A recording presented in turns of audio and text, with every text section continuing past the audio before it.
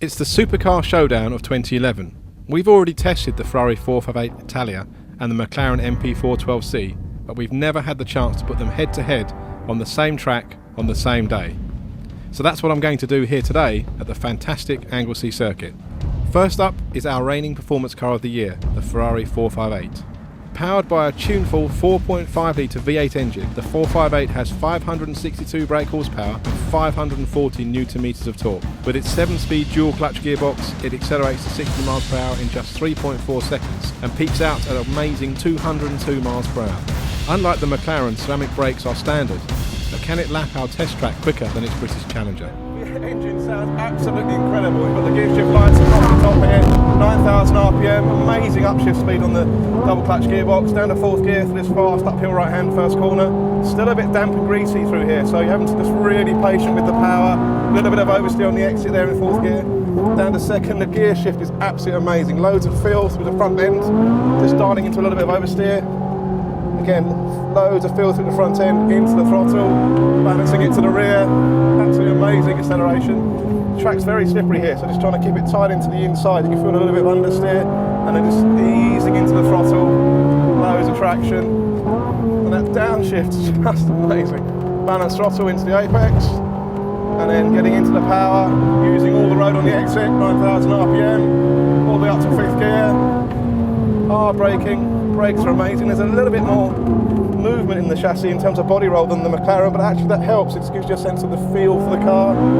Try not to get too much oversteer on the exit of the hairpin, and accelerating all the way across the line up to 5th gear again. Wow, impressing us with its wonderfully engaging handling and glorious engine, the 458 lapped Anglesey in just 59.2 seconds. So can the more powerful and lighter McLaren come out on top in our head-to-head challenge? Our car is fitted with the optional ceramic brakes, and from our practice laps, it's sure to be a close battle. Okay, so let's do a lap in the new McLaren. Now we already know what a phenomenal piece of technology this car is. We've got a lot of settings we can play with here. So we've got everything in track mode, which means both the drivetrain and the chassis is in its most sportiest setting, if you like. So we're going to come down to 2nd gear, nice and slow around the hairpin, and then we're just going to really get on the throttle and start the flying lap. And the acceleration is absolutely amazing. It's very different noise to the Ferrari, but the straight line performance is sensational as well. We've got optional carbon brakes in this car. They're standard in the Ferrari, but optional on the McLaren. We've also got the extra benefit of a air brake in the McLaren, so the force on the braking is amazing. You can really feel that here. ABS comes in quite hard. The front end is the thing you really notice about the McLaren. There's just so little roll across the front axle, and the precision of the front end is just amazing. It picks up out the corners really well. ABS coming in again. There's that sort of amazing front end, no understeer. It's just the front end is just really, really tied down. A little bit less roll than the McLaren, but the car squirms around more than the Ferrari under braking. So although the brakes are strong, there's a little bit of squirming under braking. There's not as much feel through the brake pedal. Gear shift is fast as well, but not as characterful as the Ferrari.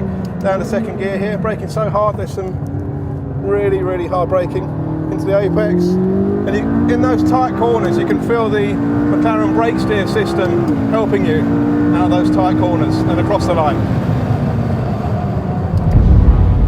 So as we cross the line, the lap timer reads 59.3 seconds. That's just 1/10 of a second separating this pair over 1.2 miles of twisty tarmac, which goes to show that after decades of neck-and-neck competition in Formula 1, the firm's road cars are locked in an equally intense struggle for supremacy against the stopwatch. Pairings don't get any closer than these two.